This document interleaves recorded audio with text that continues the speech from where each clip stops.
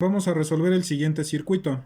Aquí la problemática es, por ejemplo, estos más 24 volts, estos más 8 volts.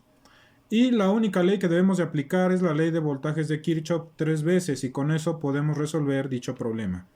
Empecemos. Primero, recordemos que cuando nos marcan más 24 volts, ¿qué quiere decir? Que aquí vamos a dibujar una fuente de alimentación y su referencia con más menos 24 volts. Este más coincide con este otro. Aquí, nuevamente nos piden dibujar un más 8 volts más menos 8 volts. Ahora sí, lo único que tenemos que aplicar una y otra vez es la ley de voltajes de Kirchhoff. Veamos, para determinar este voltaje, lo que podemos hacer es aplicando la ley de voltajes de Kirchhoff sería desde esta punta seguir con la trayectoria y llegar al punto de donde salimos. Recordemos que aunque esté en diferentes puntos de nuestro diagrama, es el mismo punto al final en el circuito. Así que propongamos nuestra trayectoria cerrada, la cual iría de esta forma, y apliquemos la ley. Aquí serían 24 volts. Vamos. Luego me dice, mira, es de más a menos. Menos V es igual a 0. Así que V vale 24 volts. Para determinar esta corriente, lo mismo. Vamos a aplicar la ley de voltajes de Kirchhoff, pero también nuevamente hay que elegir una trayectoria cerrada, un circuito. Así que ahora lo vamos a elegir de esta forma, por aquí. Y si ustedes observan, la corriente tal cual la propuse va en la misma dirección como la ha propuesto también el autor. Llegamos al mismo punto donde partimos y aplicamos nuevamente la ley de voltajes de Kirchhoff. ¿Y qué tendríamos? 24 volts. Recordemos por qué es positivo, porque va de un lugar de menor potencial a uno de mayor potencial. Luego, pasa por esta resistencia, vamos a decirle que es R1. Menos, recordemos que aquí, de acuerdo con la polaridad, sería más menos el voltaje en la resistencia 1. Seguimos, menos 8 volts es igual a 0. Por lo tanto, el voltaje en la resistencia 1 serían 24 volts menos 8 volts. El voltaje en la resistencia 1 serían 16 volts. Sin embargo, nos pide la corriente.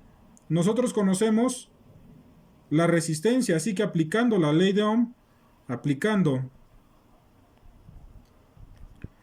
la ley de Ohm, ¿qué tendríamos? El voltaje es la corriente que nos piden calcular por la resistencia es igual a 16 volts. Entonces la corriente por la resistencia que dice 4K, es decir, 4000 ohms, por 4000 ohms me da 16 volts. Así que la corriente es igual a 16 volts entre 4000 ohms. Nos quedarían 4 miliamperes. Y por último, para determinar la corriente de la fuente, recordemos, toda esta parte es un nodo.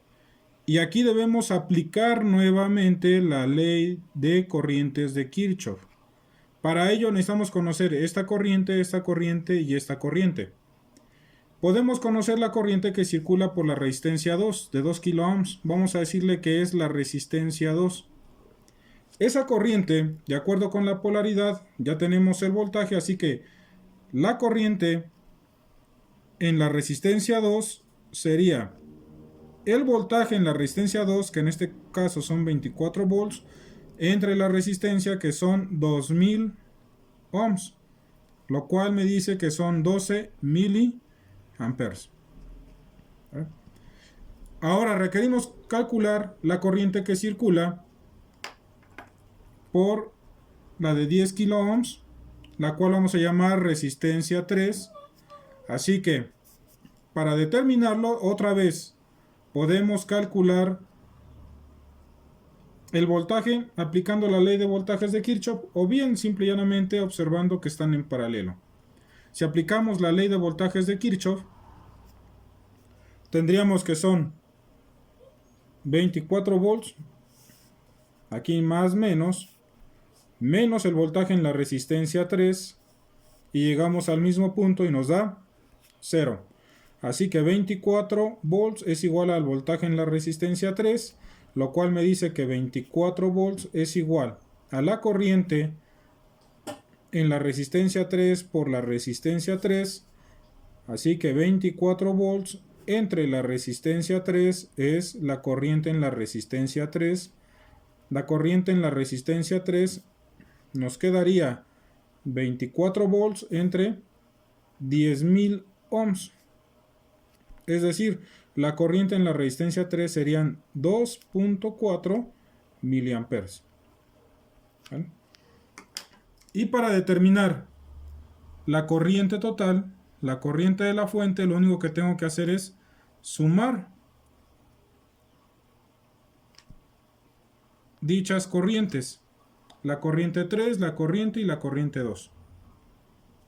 Por lo tanto, la corriente de la fuente sería 12 miliamperes más 4 miliamperes más 2.4 miliamperes, lo que nos daría serían 12, 16, 18.4